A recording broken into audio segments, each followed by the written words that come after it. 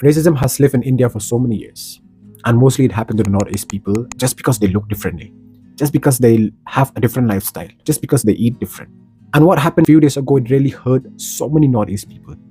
Angel Chakma, a student from Tripura who was studying in Dehradun, while he was shopping with his brother in one of the market in Dehradun, some people were calling him with names like Chinese, Chinky, and everything. When he was standing against that, these people beat him up and stabbed him. And after 2 weeks, he passed away. And Angel's last statement was, "We are Indians." And most of the people who go and study in mainland from Northeast, who go and work in the mainland, they are even scared right now. So my question to all the Indians out there is, how many more Northeast need to face racism or die before we are seen as Indian? That's the question. How many more? And this is not just about racism, it's a failure of the justice system.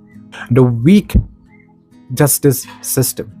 Because everyone who sit at the parliament, everyone who have the power to control the government, they make fun of crimes, of people who face crime.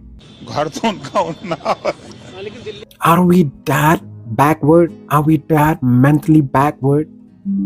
Don't we have enough education to understand that how we should treat people? Where are we going?